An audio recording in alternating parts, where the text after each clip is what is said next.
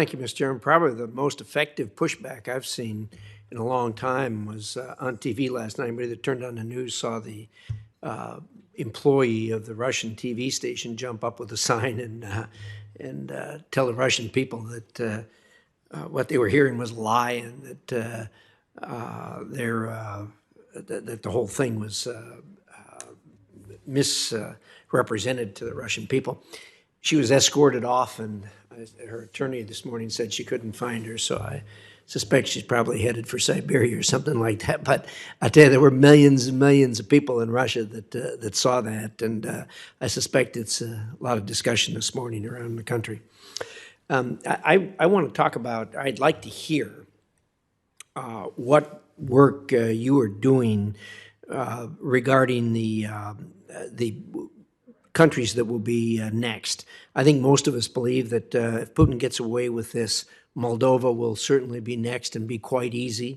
After that, of course, will come Georgia, which probably be a little bit tougher. Then after that, he has long lusted after the Baltic states. And after that, Poland and the Czech Republic, and then he's on his way to putting the USSR back together again. So what is being done to fend off the Russian aggression in these particular embattled countries? And I'd like to hear some specifics if I can. Thank you, Ranking Member. I think you raised a critically important question to which we're very well attuned, that certainly Russia's the threat that Russia represents is not solely with respect to Ukraine, and we are absolutely shoring up our support and collaboration with allies and partners, including all the frontline states that you mentioned. I would note that the Baltic states, Moldova and Georgia were all part of our Summit for Democracy effort. All of these countries are also part of the substantial U.S. humanitarian assistance that Congress has enabled so rapidly as we contend with what I described earlier as the worst humanitarian crisis in Europe since World War II. I think in concrete terms, a case such as Lithuania, we've seen Lithuania basically embattled from all sides, from taking a principled stand with respect to opening a liaison office with Taiwan, and also certainly taking a very resolute stand against Putin's aggression. We have offered substantial support to Lithuania to stand up to Chinese economic coercion in the form of import-based support, other supply chain enabled assistance. And Moldova would be another case where we are offering considerable democracy assistance support. I'd be happy to provide you later with some specific numbers, where we have the positive development of the elections last year in a reformist government that I think is very well aligned with the goals of the summit, countering authoritarianism, elevating the fight against corruption, and advancing human rights internally and internationally. Yeah, I'm sure glad to hear that the efforts you're making with Lithuania, they really have been brave standing up to China and Russia. And of course, they're right on the front line of Russia. Nobody knows the Russians better than they do. And I think we all need to help them move forward if we can. Moldova is going to be a heavy lift. They're a very small country, and it's going to be very difficult for them to defend if and when Putin decides to go there. I've just got a short period of time left.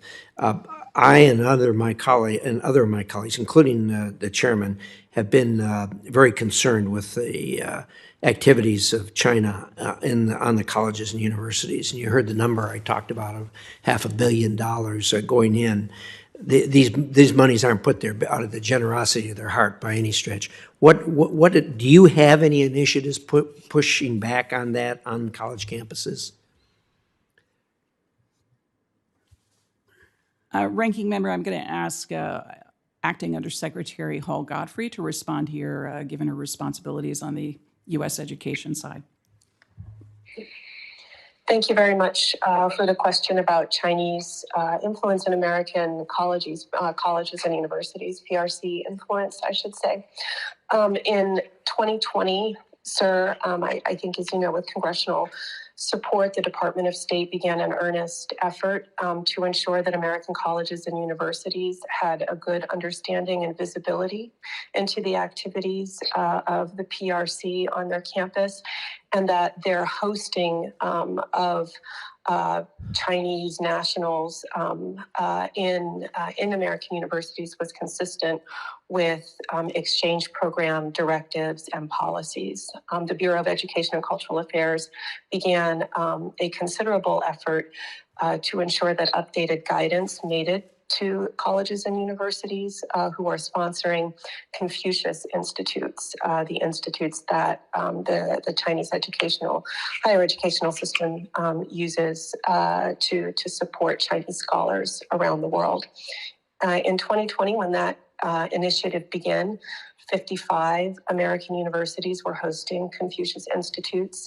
Over the course of the past 2 years, as American universities have sought to better understand the impact and activities of staff of Confucius Institutes on their campuses, today only 9 American colleges and universities continue to support Confucius Institutes. I should say, we do continue to wholeheartedly welcome legitimate exchange and scholarship, including by citizens of China. But we do very much want to make sure that the PRC, the Chinese government, is not exploiting our open educational system to more malevolent ends. Yeah, I appreciate that on the Confucius Institutes.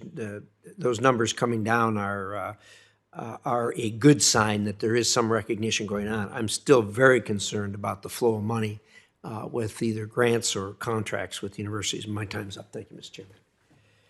Thank you. And if I can add, sir, I do think the new requirements in place for American universities to make sure that they are declaring publicly what their foreign sources of funding for have had an impact as well. Thank you. Thank you.